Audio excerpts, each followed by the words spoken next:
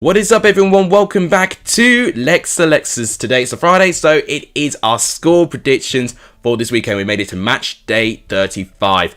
Make sure, guys, you comment your predictions in the comments down below. I would love to hear your thoughts on what you think will happen in this weekend's games. And obviously, guys, if you contribute, you get a chance to enter the Lex Selectors Football Prediction League. If you guys want to see some updates for that, make sure you go to the community tab and see my latest post, because I do post the updated standings after midweek's games. We've got a really fierce competition at the moment. I'm absolutely loving every minute of it.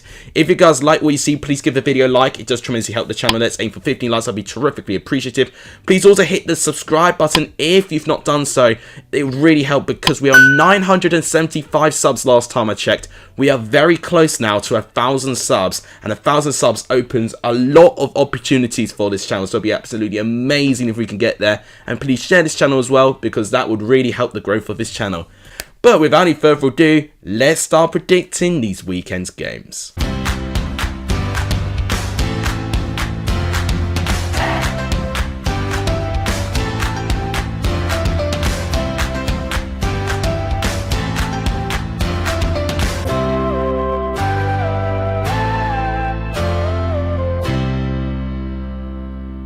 So the first game to predict is Blackburn versus QPR. This is a crucial game, especially in the top 6 race, because Blackburn very recently have dropped their form. They're down to 5th place. They've not won in their last 5. Their game against Sheffield United was devastating for them as well. They got an extra man on the pitch since Charlie Good for Sheffield United got sent off, and they conceded a 93rd minute goal, which has really condemned them into a little bit of danger, because they're only 2 points falling off the top 6, and Middlesbrough, who are chasing after them, have a game in hand over them too. So Blackburn could very well be out of the top 6 if results don't go their way this weekend.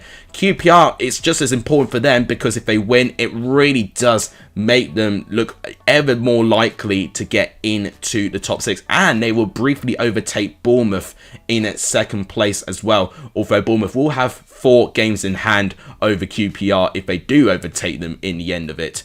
This game is going to be really close, and QPR did really well. They were down to 10 men themselves, and they completed a comeback. So they just shown Blackburn what to do when you go down to 10 men, and Blackburn just couldn't handle playing against 10 men. So I think it's going to be an interesting battle.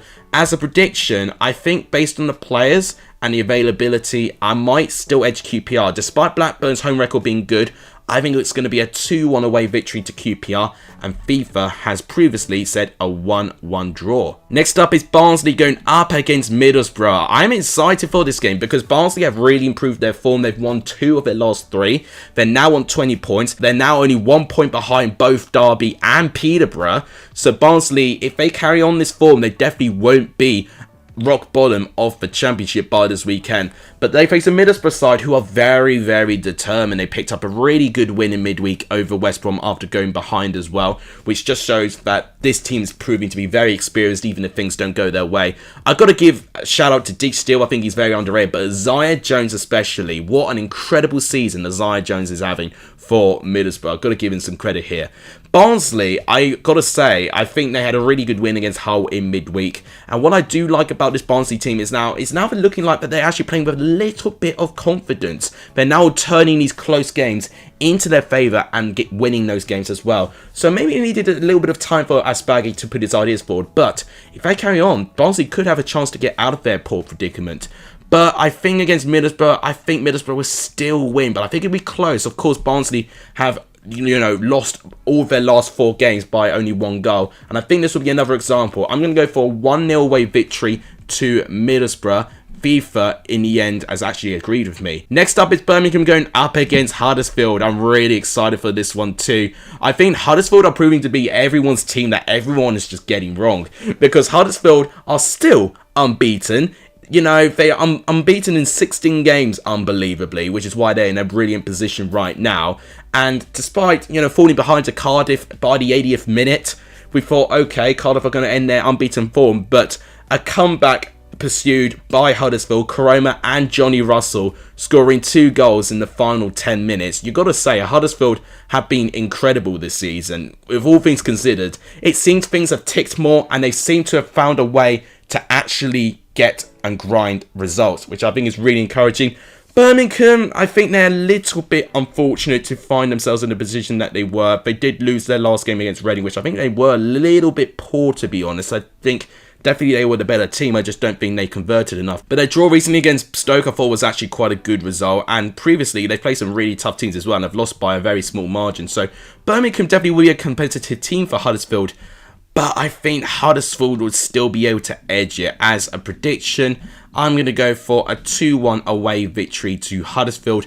FIFA has managed to go for a 0-0 draw. Next up is Blackpool versus Reading. Now, this is one of the few occasions where a manager is reuniting with his former club. Paul Ince returns to Blackpool. Now, this is going to be a very interesting atmosphere, especially when him and his son Thomas is going to return as well. I think it's going to be really, really feisty, and I'm really excited to see what sort of atmosphere we will get.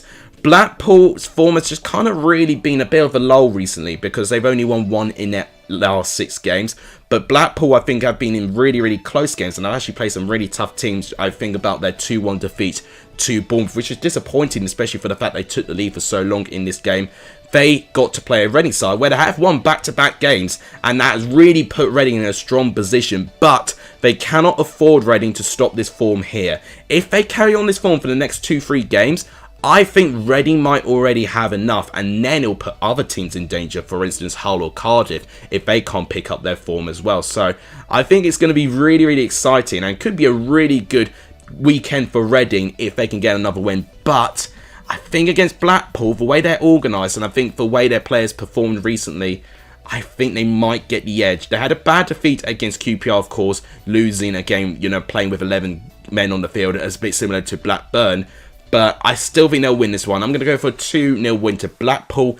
Fever's gone for a 0-0 draw. Next game is Bournemouth versus Stokes. So Bournemouth have actually not played football for quite some time. Obviously, they've had their last 2 games postponed, both due to Storm Eunice in Swansea and Forest's end. And it's fair to say Bournemouth were especially not happy with the Nottingham Forest postponement. They're going to have to wait till the beginning of May to actually play that game, which I think, is quite a bit of a blow for them. I think they definitely wanted to get that game out the way. But they do have games in hand, and I think if they can win those games in hand, I think they will have an advantage in the situation.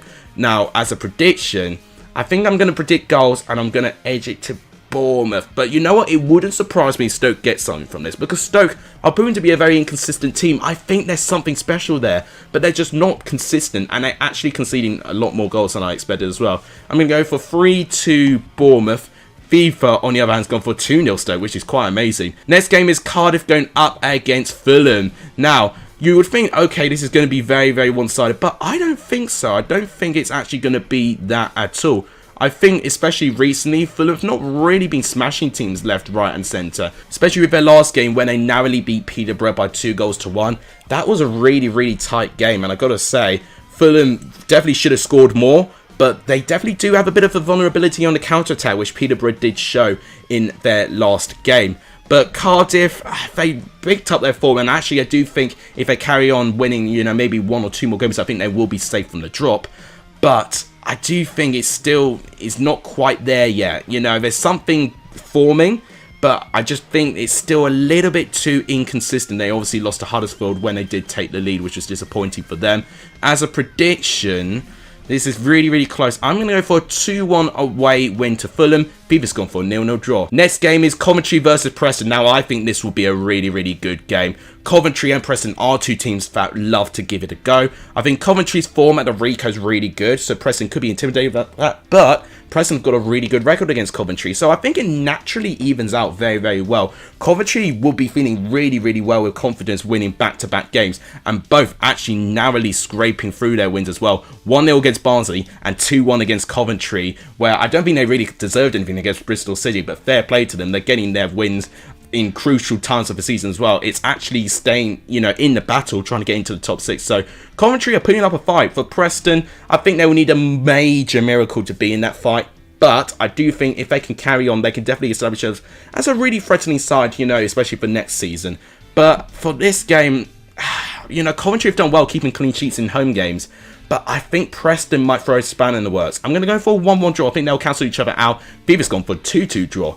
Next game is Luton going up against Derby. I think this will be a really, really good game. Luton have been a bit of an inconsistent team at times for predictors, but you've got to say, Luton's form recently has been brilliant. 4 wins in their last 6. They're 8th place, and right now, if results go their way, they could find themselves in the top 6. Luton bloody town, which is quite unbelievable. Derby, they're in a pretty precarious position because they're now 8 points off safety. There was one time they were only 4 points off safety, so that's a little bit of a blow for Derby. And of course, there's a lot of news going around in terms of the bids and the takeover process as well, which I think could be a little bit of a hindrance with their performances on the pitch right now. But we've got to stay positive for the things off the pitch, and if they approach that positivity, I think they'll get results.